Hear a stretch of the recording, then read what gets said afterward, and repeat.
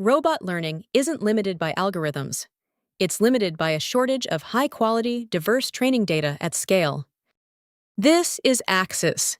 You drive a robot in your browser, and every move you make becomes the data that trains it. Login runs on Privy, a social account or your own wallet. The system creates a wallet for you, and signing data on-chain costs a little gas. A small amount of ETH on base lasts a long time. Remember one more spot: the light bulb in the bottom right corner. It holds a detailed Getting Started guide. 4 sections. Find a task, pre-training, post-training, sign and verify, each with real screenshots. This walkthrough follows the same path, except we'll actually do it. This is the hub, the task hall. Every open task is listed in this table. Remaining slots is how many openings are left in this stage. It counts entries, not people. And when it reaches 0, the task can no longer be run. When the list gets long, filter it by difficulty, scenario, or skill. There's a core idea here: diversity. Spread yourself around. Varied data is what makes a model generalize. You can also filter by stage. Right now, only the tasks still in pre-training. Now look at this column. Every task moves through pre-training, training, and post-training. You can work on the first and the third, and the difference between them is the key to understanding Axis. In pre-training, the model doesn't exist yet. You drive the arm from scratch, and each valid run is one demonstration. Once the openings run out and all 1,200 runs are in, the task enters training, cleaned, augmented, turned into a small policy. It stays visible, but stops accepting runs. That policy can act on its own, but its success rate isn't guaranteed. Hence, post-training. It drives, you watch, and the moment it's about to fail, you take over, correct it, and hand control back.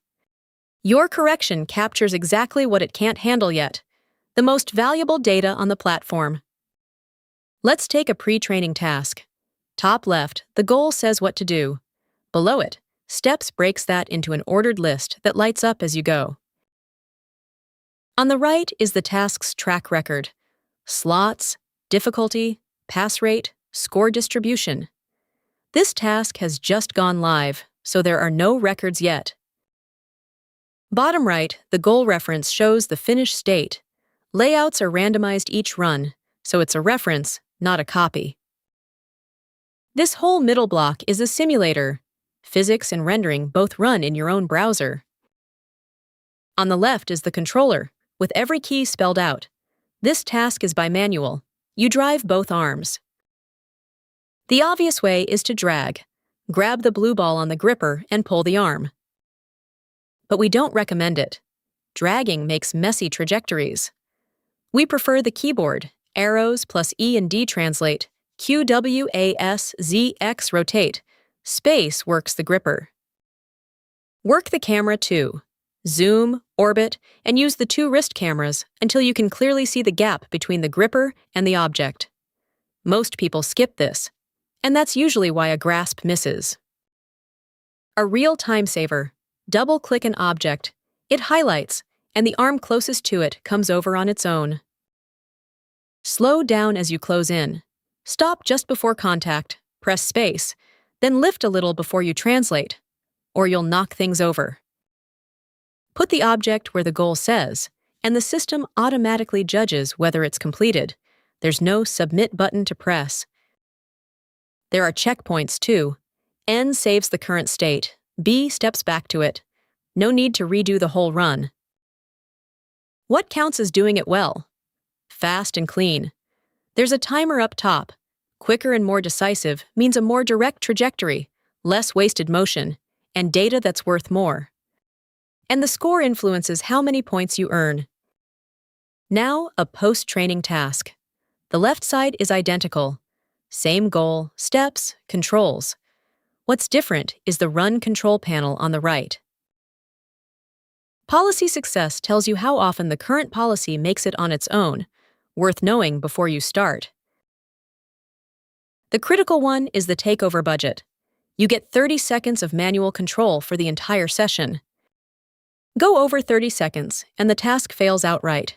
And the shorter the takeover, the higher the score. Hit run policy and let it go. The arm starts moving. It's looking for the object it needs to grab. Hands off. Don't grab control at the first stumble. The policy getting through a hard moment on its own is exactly what the system wants to verify. But watch what it's doing. When to step in is the real skill.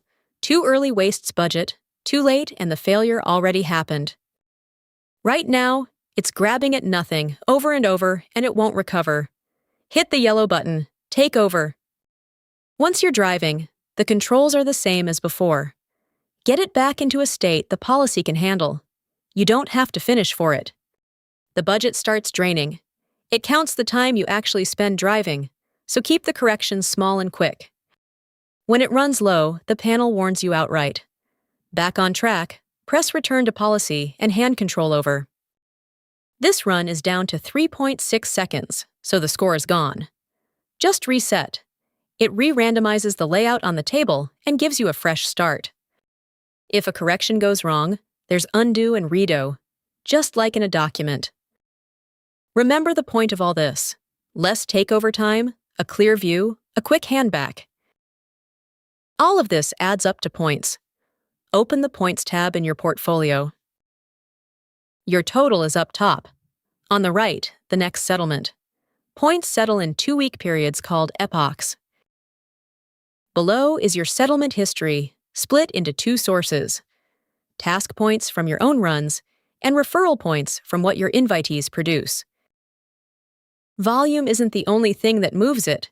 Difficulty, quality, and how widely you spread across scenarios and skills. And one step you can't skip. Every run must be signed on-chain to count. To be clear as well, points are not a token, not transferable, not redeemable for cash. To see where all this data ends up, open Explore. It works a bit like a block explorer. A core idea here is traceability. Every signed run is a transaction on base, recording the task ID, the data ID, and the user's address. The hub holds Axis's own tasks. Alliance is where Axis runs tasks together with partner projects, BitRobot for example. It carries both pre-training and post-training tasks, run exactly like the ones in the hub. Some need an access code. The difference is a partner reward on top of Axis points. To see where you stand, go to the leaderboard. 3 boards: trajectories, referrals, and points, each with time windows. That's the whole chain. Find a task with room. Run one carefully, sign it on-chain. It trains a policy, you come back and correct that policy, and every turn of that loop moves the robot forward.